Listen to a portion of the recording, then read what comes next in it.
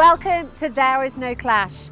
Here at There Is No Clash, we recognise research as an independent force with the power and the authority to challenge the old and construct the new, to create an energy that will further guide logical inquiry and to contribute to intellectual and scientific progress.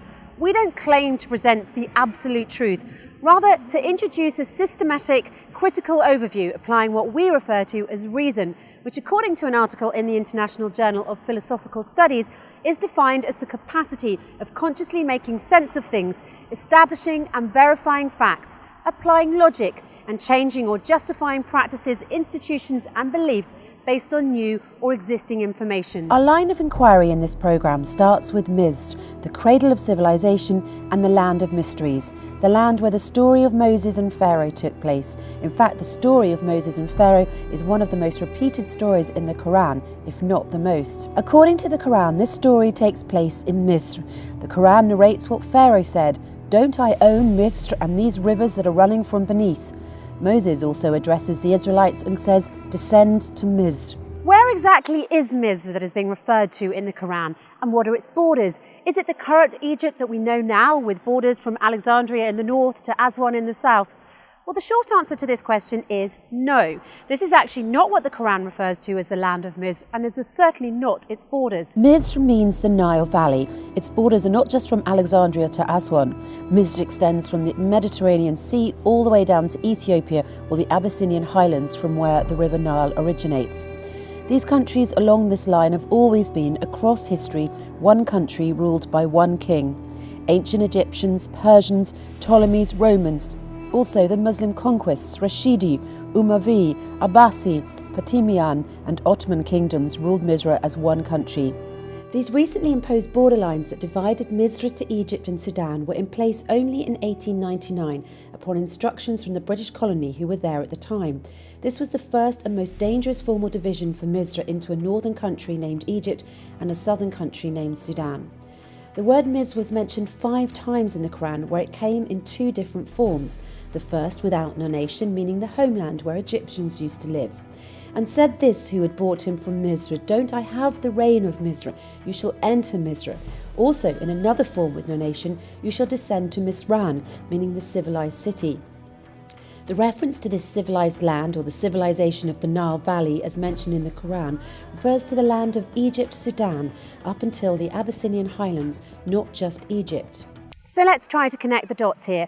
If the Valley of the Nile, or Misr, that is mentioned in the Quran covers all this land long before the British conquest and its border definition in 1899, then where exactly in Misr has been the location of Moses and the Pharaoh's story?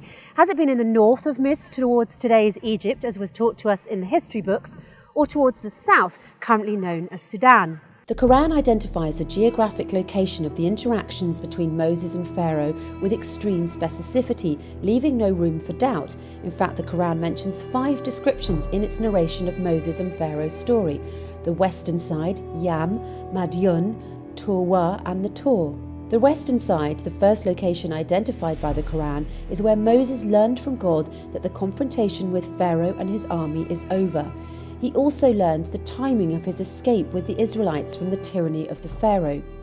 This specific location is identified as the western side of Mecca because God said to Prophet Muhammad, "And you weren't, O Muhammad, by the western side as we handled the situation with Moses, and you weren't one of the witnesses." Prophet Muhammad lived in Mecca at the time, and the western side of Mecca is northern Sudan.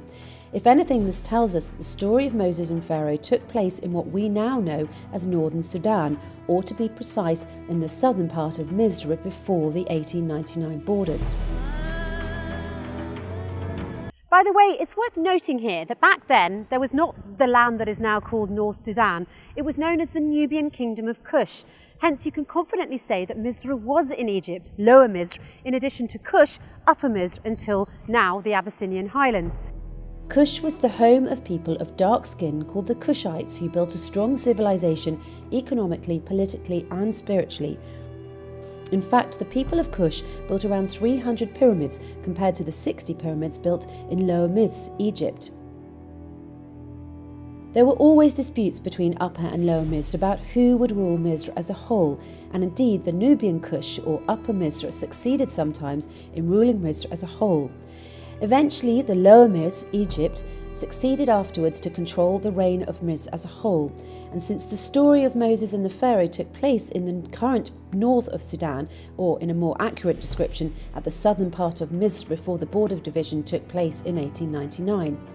This then means that the story of Moses and the Pharaoh took place in the land of Cush, or in the Upper Misr region, and that the Pharaoh that was referred to in the Quran is a proper noun for one of the kings of Cush, or Upper Misr, that is currently north of Sudan, and not Ramses II, the king of Lower Misr, Egypt, as narrated in some history books.